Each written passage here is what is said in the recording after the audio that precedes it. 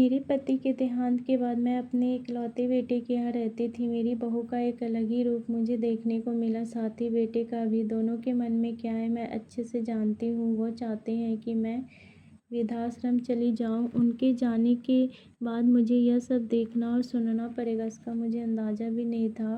पर मैं मन मारकर अपने बेटे और बहू की बातें सुनकर भी यहाँ रहती हूँ, क्योंकि मुझे मेरे पोते और पोती दिखाई देते हैं। उनकी झलक पाकर मुझे सुकून मिलता है। घर के बाहर एक टीन की झोपड़ी में मैं रहती हूँ।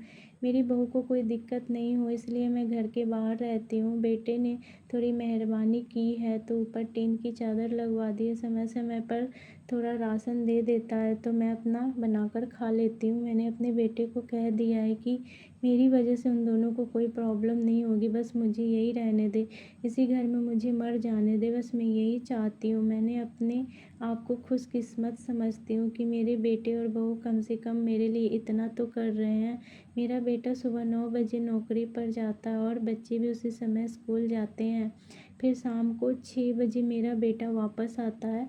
बच्चे 3 बजे आते हैं। उन्हें आते जाते निकलते देख मुझे बड़ा सुकून मिलता है।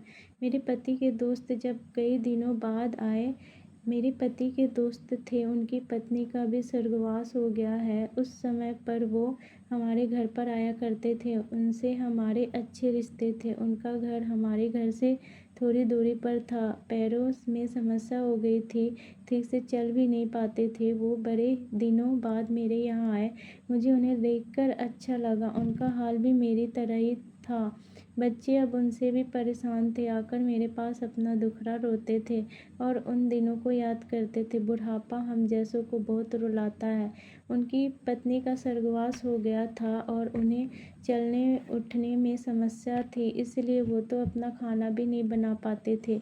मेरे पास आए तो मैं समझ गई कि यह इतनी मुसीबत में चलकर पुराने दोस्तों के यहाँ चाय और खाने की चाह में ही आते होंगे। उनकी भी अपनी मजबूरी थी। वो आए तो मैं उनके लिए खाना बनाया और उन्हें खिलाया। मना कर रहे थे नहीं खाना, लेकिन मुझे पता था कि उनको भूख लगी है। बहू ने खाना नहीं दिया। मेरी बहू ने मुझे और उन्हें खाना खाते देख लिया। वो कुछ भी ना बोली। ऐसे ही वो यहाँ 2-3 बार आए। जब भी वो आते मैं उन्हें खाना खिलाती। फिर उनके जाने के बाद जब मेरा बेटा आया तो बहू कहती है कि तुम्हारी माँ कितनी बेशरम है, पता नहीं किस किस को आजकल बुलाकर खाना खिला रही है। बड़ी मुश्किल से कमाया जाता है और यह लुटाने में लगी है। इनका राशन बंद करो, कुछ दिन भूखी रहेगी तो अकल ठिकाने आ जाएगी। मैंने कहा कि मैं अपने हिस्से का उन्हें खिलाती हूँ, तुम्हारे पिता के पुराने मित्र हैं।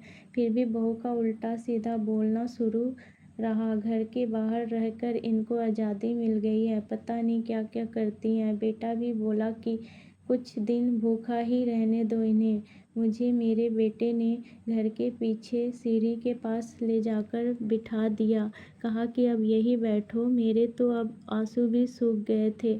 अगले दिन मुझे खाना नहीं मिला। मेरे टीन के उस छोटे से कमरे को बहू ने तोड़ दिया। तब मुझे लगा कि अब मैं गलत कर रही हूँ। एक दिन पूरा भूखा रहने के बाद मैंने सोचा कि मैं गलत कर रही हूँ।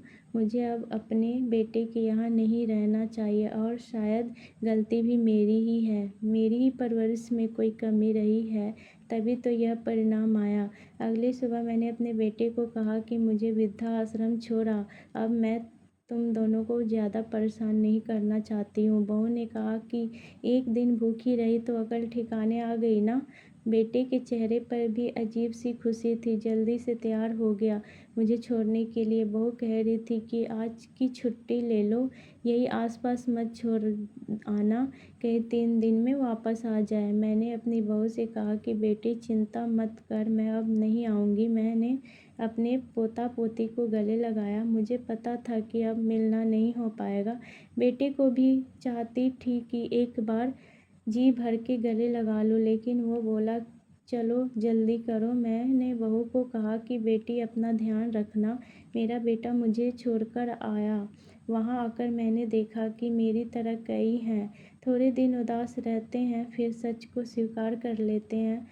मैं अब यहाँ खुश हूँ, कुछ काम भी करती हूँ। मैं सोचती हूँ कि ऐसा कहूँ कि ऐसा किसी के साथ ना हो, लेकिन ऐसा कब किसके साथ हो जाए कोई बता नहीं सकता। लेकिन माँ-बाप को ऐसे समय के लिए भी तैयार रहना चाहिए। बस बच्चों को पाल कर बड़ा कर दो, उनसे कुछ उम्मीद मत रखो। अगर मेरी वीडियो थोड़ी-सी भी अच्छी लगी हो तो प्लीज़ लाइक, शेयर और सब्सक्राइब करें। धन्यवाद।